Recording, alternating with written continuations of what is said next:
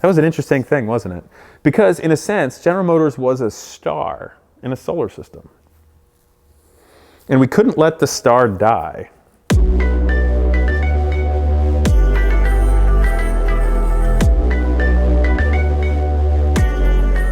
What's up, people? All right, so I got the scarf back on because I'm freezing in here in these clothing. Ugh. But anyway, today I want to talk about a fascinating concept that relates to business and the physical nature of the universe. That sounds kind of hippie now that I say it. Okay, but let me bring this in. The nature of money and the nature of gravity. Okay, that's a little more specific, right? That doesn't sound as kooky.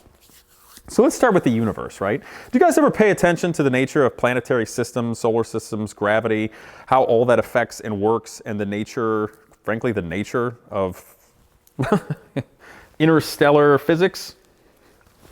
It's fascinating. I love paying attention to orbits, different kinds of orbits, planetary bodies, the nature of gravity. If you think about the ever-changing nature of the universe, galaxies of solar systems, let's not get into the super big picture stuff because I don't want to take this in an overly preachy manner one way or another, just in terms of physics. But it is so fascinating how gravity works, how as there's dust floating out there, it eventually starts sticking together. And when enough sticks together, it attracts more and starts creating an object, and more objects come together. And eventually they start creating planetary objects. And those planetary objects start to orbit each other because of the nature of gravity. And you have something, let's say it could be considered a planet. It doesn't matter what it's made out of.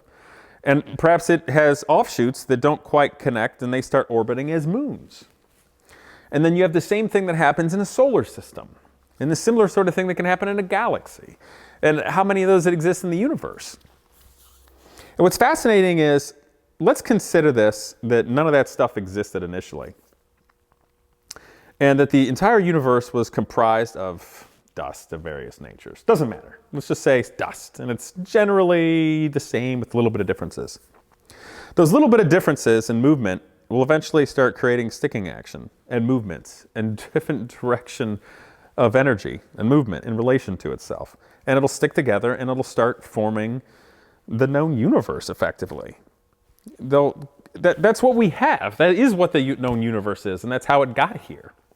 But as that carries on, more things start sticking together and getting bigger and denser and bigger and denser and more spread out and more sparse from tiny moons and such.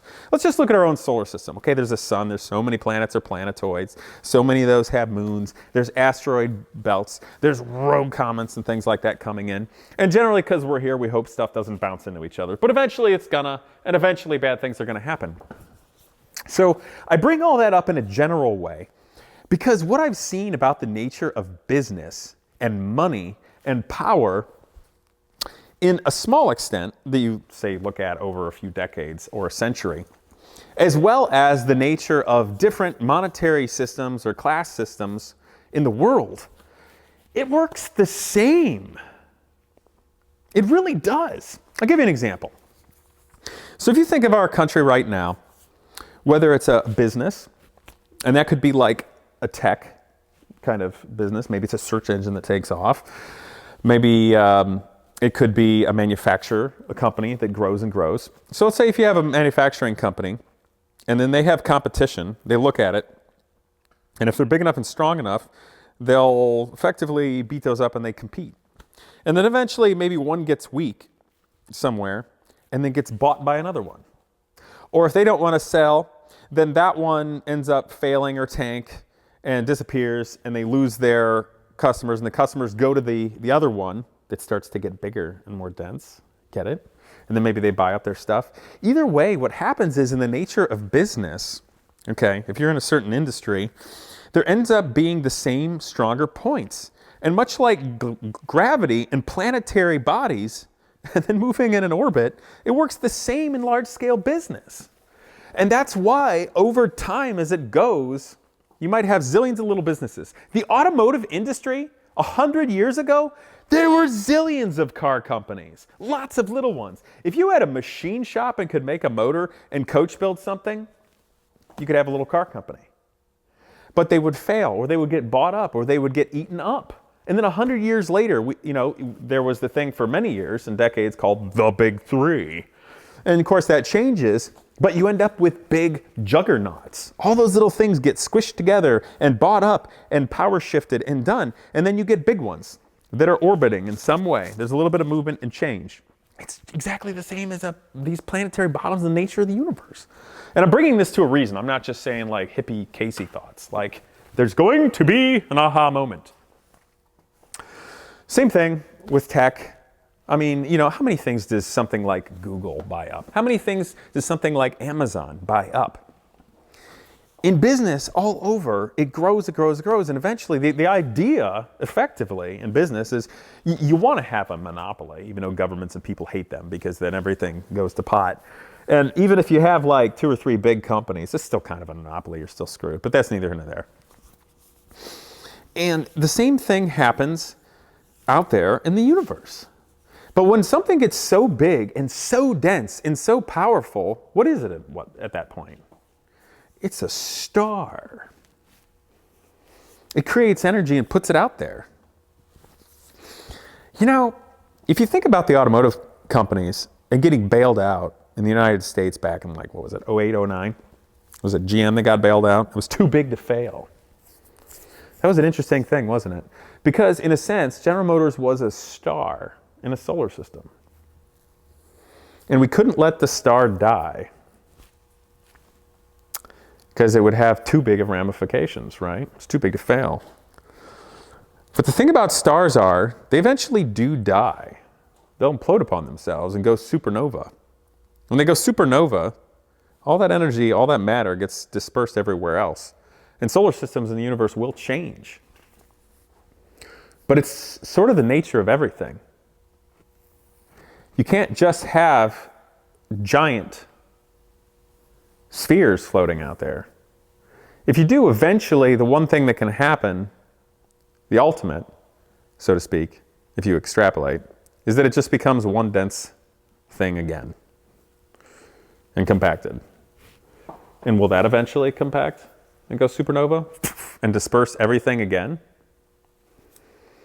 Same thing with businesses, same thing with governments, same thing with everything else. Starts as dust, starts as people, needs, eventually starting to come together. Lots of little things, bought up, bigger spheres, until it's something like what we know as our solar system.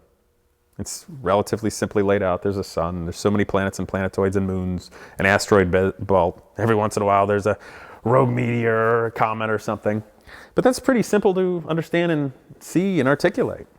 It's maybe the way our economy and government is now, but things change. They do. The nature of civilizations, the nature of countries, the nature of businesses, the nature of the internet is absolutely no different than the nature of energy and gravity in the universe. Even if everything got unified, even if there was only one civilization or governing body or whatever, or all civilization on the whole world somehow could unify enough, even though our cultures are vastly different, our geographies are different, our people, their languages, everything's different. Even if that all came together into one thing, my guess is that would go supernova too. And it would start again. So, I just wanted to bring that up. It's an interesting way to look at it and to think about it. It's funny how many things out there directly relate.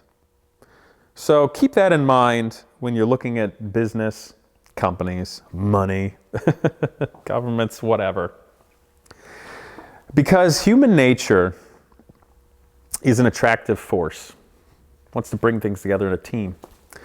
But human nature is also something where individuals and groups want to have power over something else. It's human nature. That's where all of the strife and everything comes from, of course. And, money just relates to that. And it's the nature of it. So in business, all of that coming together, one entity getting really big, even the separation between classes, the nature of that is the nature of the universe, gravity, pulling dust and asteroids and crap together until eventually it's planetary bodies. So I guess what I'm saying is we can get all mad about these things, but it's literally the nature of the universe. So at the end of the day, everything just comes down to who are you? What do you care about? And what difference do you want to make? So that was my epiphany for you all today. I hope you don't mind me being dressed like this in the shop. It's not very good shop clothing, but it was appropriate for some positive things that I was standing for today to make a worthwhile difference. And hopefully keep those planetary spheres out there moving in a harmonious and worthwhile way for the benefit of many. I hope you guys enjoyed this and that you'll share. And of course, like, comment, and please subscribe. See you guys next time.